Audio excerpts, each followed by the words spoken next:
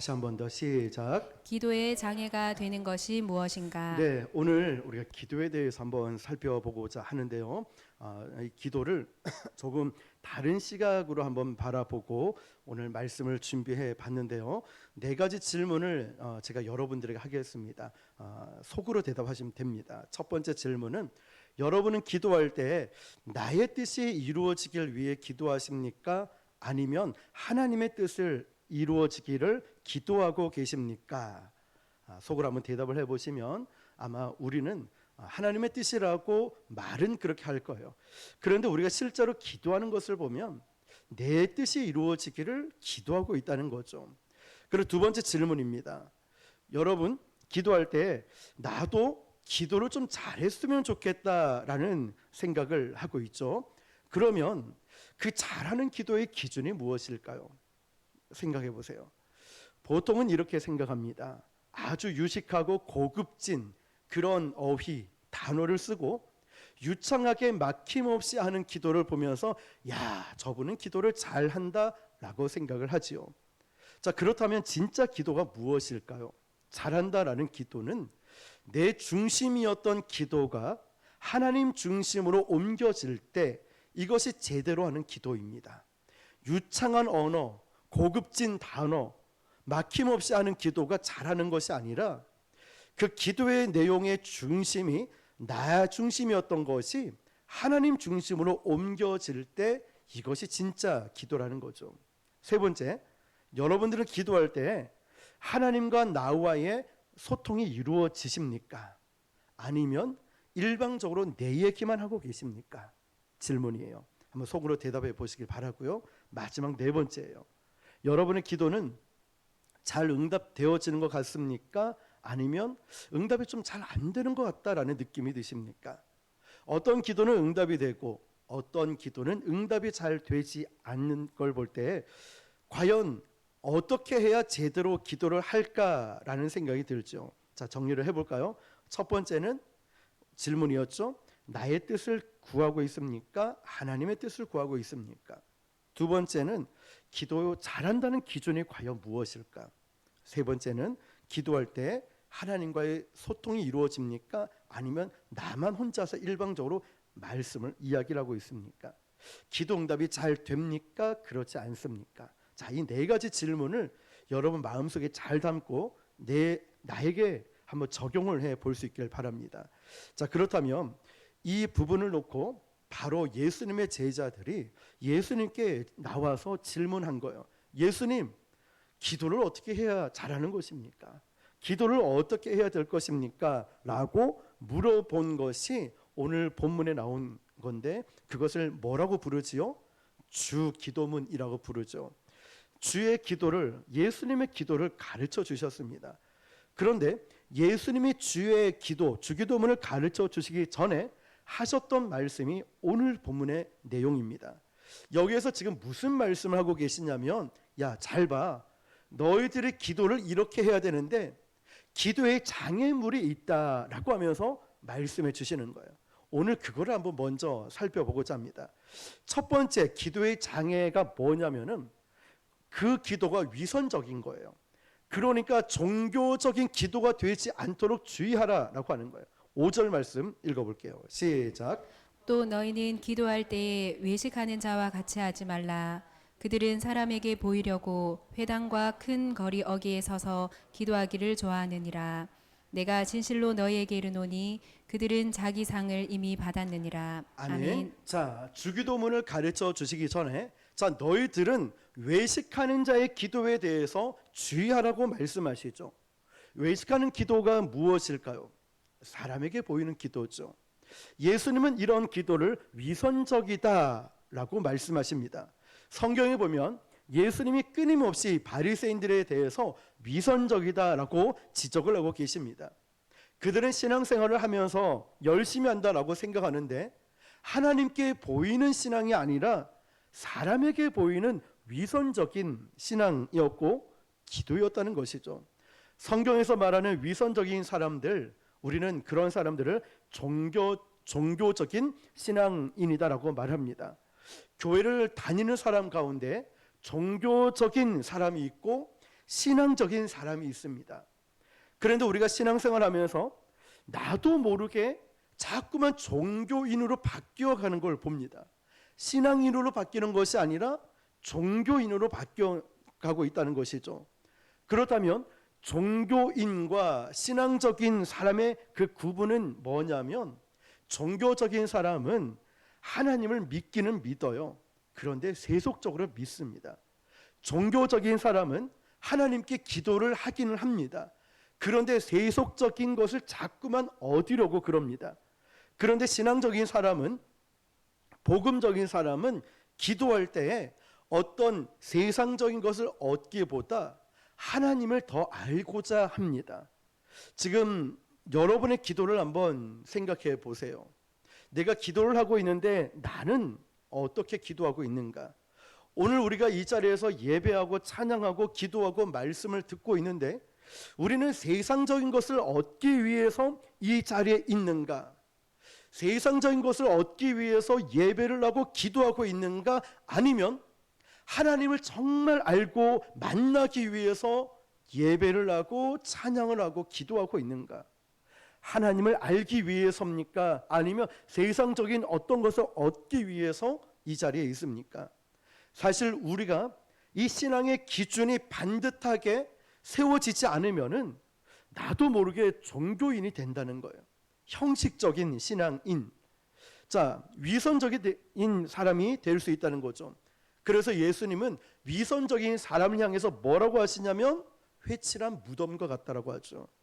너희들의 겉모습은 예배의 자리에 와 있고 옷도 잘 입고 겉으로 보기에는 믿음이 좋아 보이지만 너희 속에는 시체가 썩어가는 그 냄새가 난다는 거예요.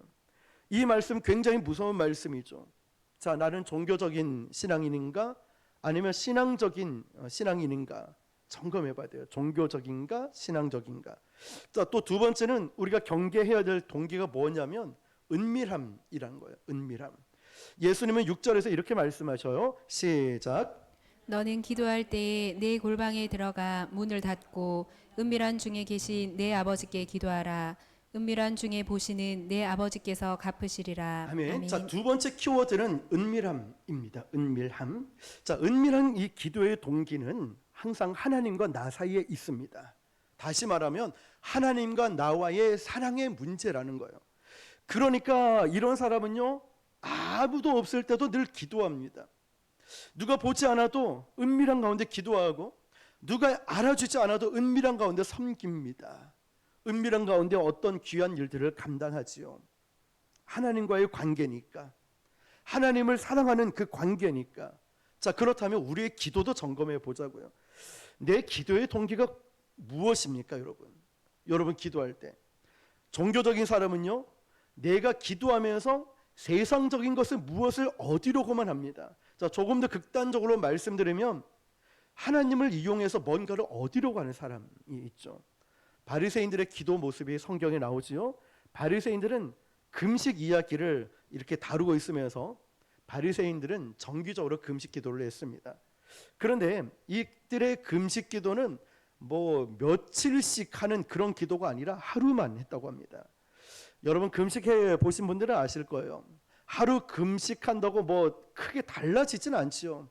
하루 적어도 한 2, 3일 넘어가야 이제 막 눈이 이제 점점 풀리기 시작하고 점점 몸에 힘도 빠지고 살도 빠지고 변화가 느껴지지요. 근데 하루쯤은 우리가 물 먹고도 버틸 수는 있잖아요, 노력하면. 그런데 이 바리새인들은 하루만 딱 금식을 해놓고 아무런 변화가 없는데 그들 마음속에는 누군가가 나를 좀 알아줬으면 좋겠다, 이 마음이 있었던 거죠.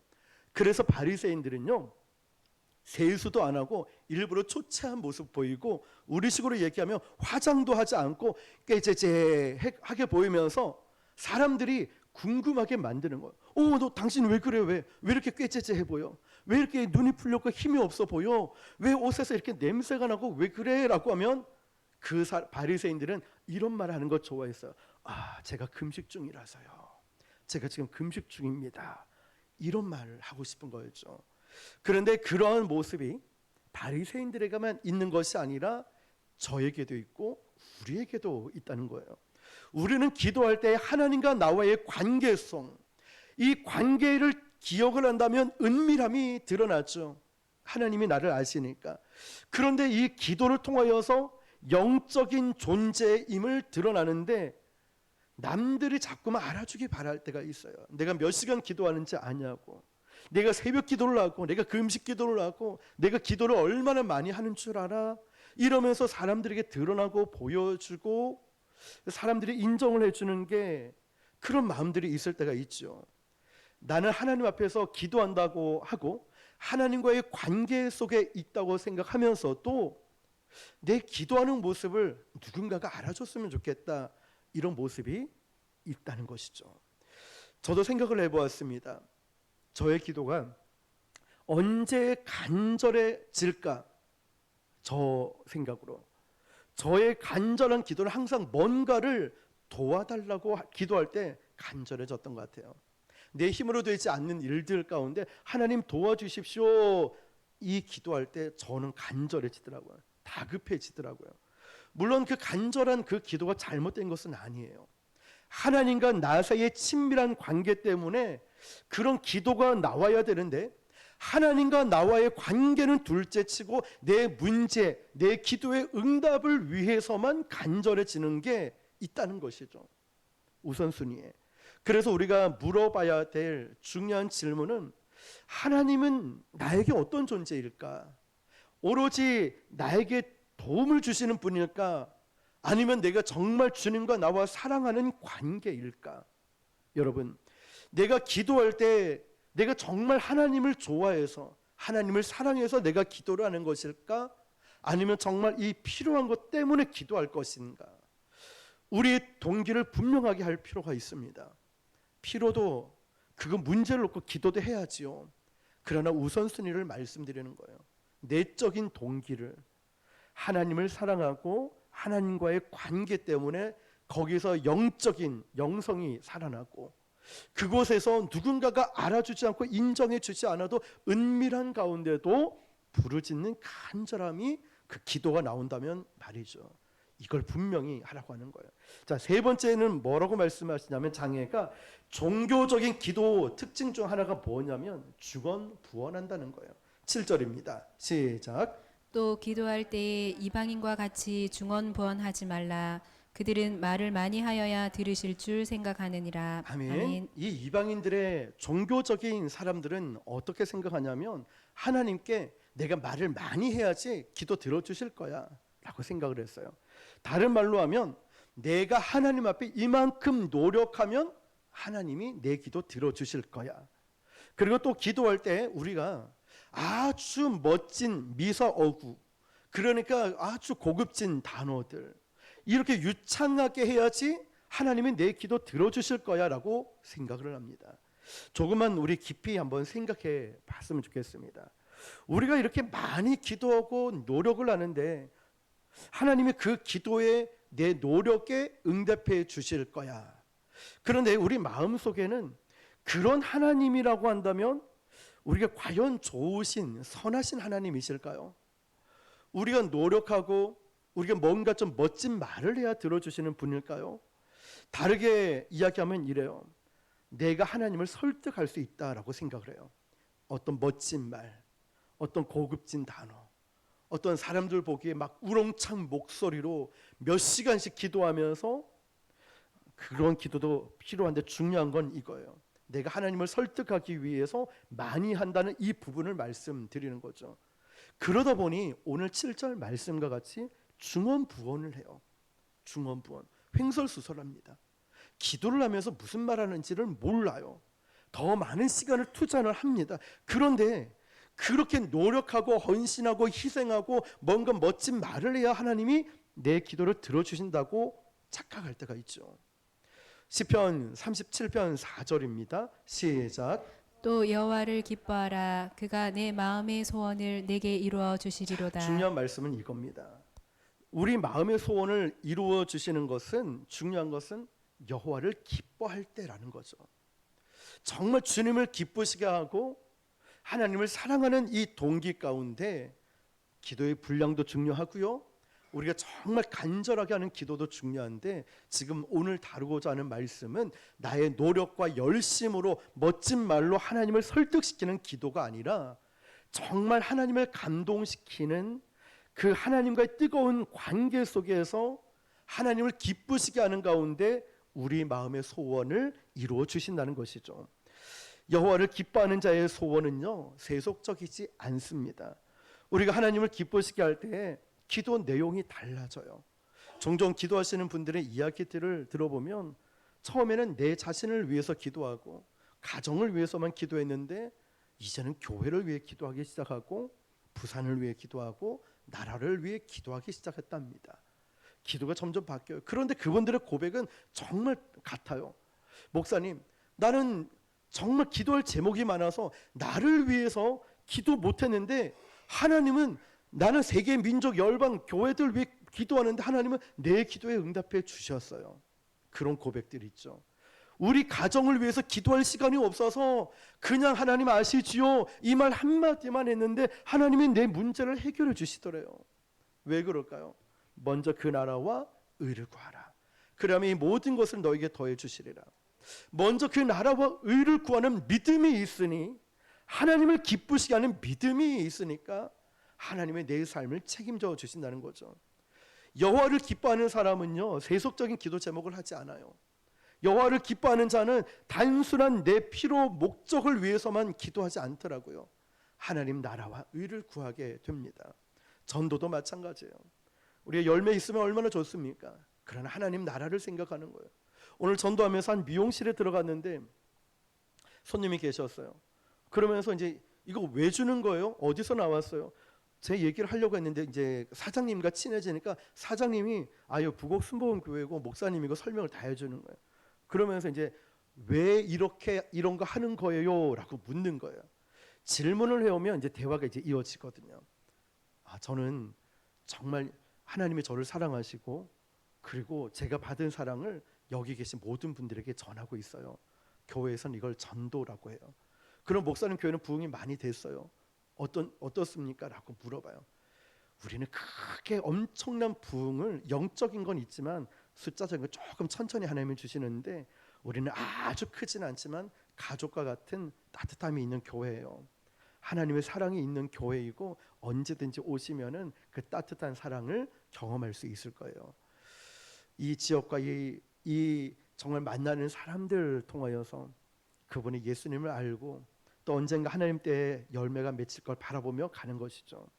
여러분 오늘 5절 6절은 우리가 메시지 성경을 보니까 이렇게 해석을 합니다. 또 너희가 하나님 앞에 나아갈 때 연극하지 말라. 성경 5절 6절 한번 보세요. 풀어진 메시지 성경을 읽어드릴게요. 너희는 이렇게 하여라. 하나님 앞에서 연극하고 싶은 유혹이 들지 않도록 조용하고 한적한 곳을 찾아라. 할 수 있는 한 단순하고 솔직하게 그 자리에 있어라. 그러면 너희 그 초점이 너희에게서 하나님께로 옮겨지고 그분의 은혜가 느껴지기 시작할 것이다. 우리의 기도가 하나님께로 초점이 옮겨지기 시작할 때 기도하는 그 순간에 하나님의 은혜가 하나님의 임재가 우리 가운데 느껴지기 시작할 것이다. 아멘. 자, 여러분 우리의 기도가 한적한 곳에서 은밀한 곳에서 솔직하게 유창하게 하는 것이 아니라 솔직하게 그 초점을 나에게 맞추는 것이 아니라 하나님께로 맞춰질 때 비로소 하나님의 은혜와 임재가 느껴진다. 여러분 참 와닿지 않습니까?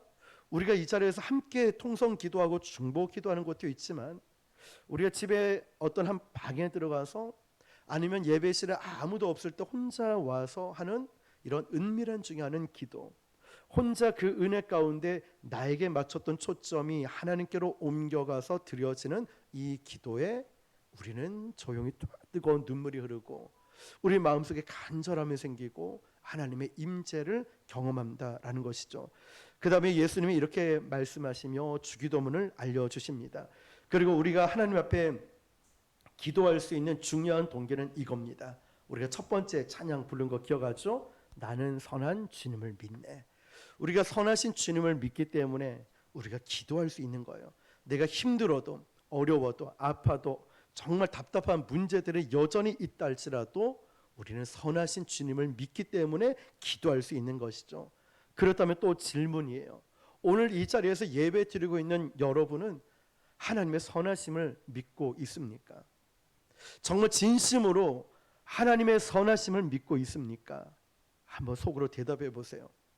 내가 선하신 주님을 믿는다면 우리의 기도는 달라질 수밖에 없어요.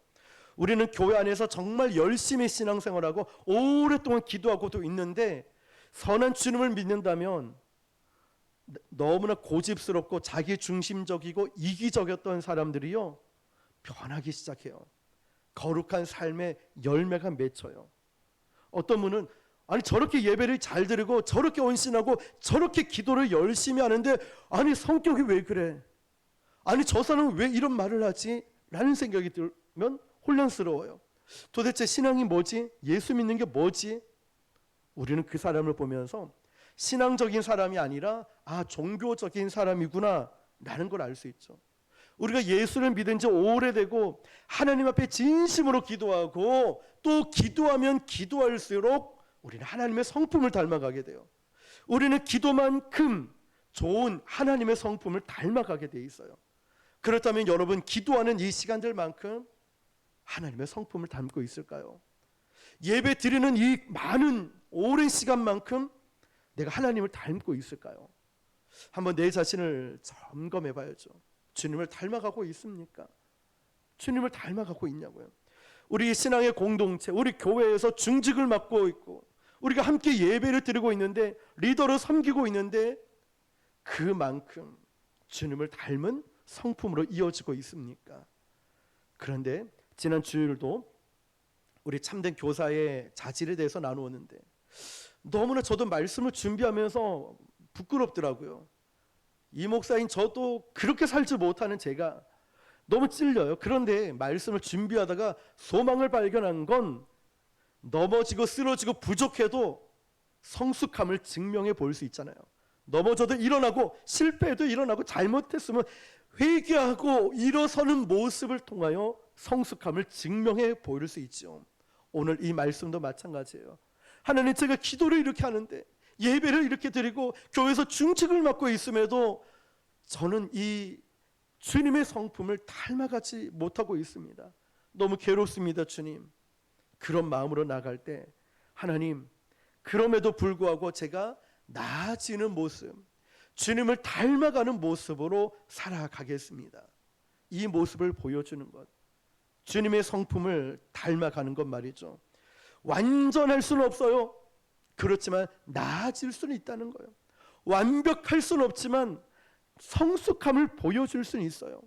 실패하고 넘어지고 쓰러지고 상처받고 낙심하고 좌절해도 일어서는 모습을 보여주는 거예요. 그 모습 보니 역시 우리 교회 권사님은 달라. 우리 집사님들 다르고 우리 청년들은 역시 달라. 넘어져도 아파도 일어나는 이 모습, 그 나아지고 성숙한 모습, 이것이 바로 기도자의 모습인 거예요. 하나님과 우리 사이의 온전한 관계 속에 들어가면 하나님은 우리의 모든 기도를 들어주시는 분이 아니라 하나님은 야 지훈아 그 기도가 너에게 유익한 거야? 라고 보시는 분인 거예요. 모든 기도의 100% 응답이 아니라 지훈아 이 기도가 정말 너에게 유익할까? 라는 것. 이 질문을 던지기 시작할 때 우리는 올바른 기도 속에 들어갈 수 있어요. 뭐냐면 제가 생각을 해봤어요. 우리 자녀들에게 이 아이가 달라고 한다고 100% 주느냐? 그러지 않지요. 왜 안 줄까요? 아버지와 어머니들은 하나님 아버지의 마음을 잘 이해할 수 있을 거예요. 왜 기도 응답해 주시지 않을까? 사랑하니까 다 주지 않아요. 그렇죠 여러분? 반대로 사랑하니까 안 주는 게 있어요. 이해되시죠 여러분? 사랑한다고 이걸 다 줘버리면 이 나이에 이 아이가 무슨 짓을 어떻게 할지 모르잖아요. 우리는 너무 잘 알잖아요. 그런데 사랑하니까 안 주는 게 있어요. 사랑하기 때문에. 우리 볼까요? 하나님 왜 제 기도에 응답해 주시지 않습니까? 이게 아니라 하나님 응답이 좀 안 되고 더디되는 것 같은데 하나님 제 인생에 하나님의 뜻이 무엇입니까? 하나님, 저는 이걸 원했는데 왜 응답되지 않습니까를 하나님의 계획과 뜻이 무엇입니까를 먼저 살펴보고 기도하기 시작해요. 이러면서 우리 신앙이 성숙해지기 시작합니다. 그러면서 아버지의 뜻이 무엇인지를 보는 순간 우리의 신앙이 자라나는 거예요. 저도 아버지가 되고 우리 아이들이 있으니까 생각이 달라지더라고요. 이제 오늘도 거제도 부모님을 만나고 오면서 어렸을 때 사진을 보고 제가 학창 시절 모습들을 보면서 이랬지. 그런데 그런 걸 보면서 그때는 왜 그렇게 이걸 달라고 했을까 생각이 들면서 오늘 말씀이 오버랩 되는 거예요. 그때 주시지 않은 것이 하나님의 사랑이었고 그때 이걸 허락하지 않은 것이 부모님의 사랑이었구나 라는 것 말이죠. 이걸 깨닫기 시작하니까 저는 벌써 이제 40대 후반을 가면서 이제 어른이 되고 성숙함이 드러나는 것. 저는 우리의 기도도 우리 신앙도 마찬가지라 생각해요. 응답하지 않는 이 기도에 대해서 우리는 고민할 수 있겠지만 하나님의 선하심을 의심할 필요가 없다는 거예요. 우리 왜 기도가 응답되지 않을까라는 생각 들지만 하나님은 질서의 하나님이시고 선하신 하나님이십니다. 그래서 지금 나에게 무슨 일이 일어나고 있는가, 이것보다 중요한 것은 하나님이 그곳에서 나와 함께하고 계신다. 지금 나에게 어떤 고난이 오고 어려움이 오고 있느냐, 그 문제보다 더 중요한 건 그곳에도 하나님이 나와 함께하고 계신다. 나는 그 선한 하나님을 믿는다라는 고백 말입니다. 이걸 믿는다면 우리의 기도는 달라져요. 우리의 기도는. 그래서 주님이 이렇게 기도하라고 가르쳐 주신 예수님의 기도, 주님의 기도를 보면서 우리는 선하신 하나님을 바라보는 거예요. 그러면서 기도의 깊이를 경험하게 되는 거죠. 오늘 4가지 저는 스스로 질문을 해보았습니다. 말씀드렸듯이 이 기도가 정말 나의 뜻인가 하나님의 뜻인가. 진짜 기도는 그 기도의 초점이 나에게서 하나님에 옮겨지는 것. 2번째는 기도 잘 한다는 것은 내가 유창한 말을 하는 것이 아니라 하나님 중심적인 기도를 한다는 것. 3번째는 하나님과의 소통이 이루어지고 있는가. 그렇다면 우리는 한 가지 확실한 동기가 생기죠. 선하신 하나님을 저는 믿습니다. 4번째는 기도가 왜 잘 되고 안 되고에 집중하는 것이 아니라 그 고난과 어려움 가운데 하나님은 사랑하시기 때문에 당장 안 주실 때도 있고 사랑하시기 때문에 주실 수 있는데 우리는 그 고난과 문제 가운데 함께하고 계시는 하나님을 발견하게 됩니다. 오늘 저와 여러분들이 다시 한번 기도에 대해서 올바른 기도, 또한 기도의 장애가 무엇인지를 점검해보고 이 단어를 기억하십시오. 은밀한 중에 여러분 늘 기도의 자리를 지키시기를 주님의 이름으로 축원합니다. 기도하겠습니다. 오늘 주신 말씀을 붙들고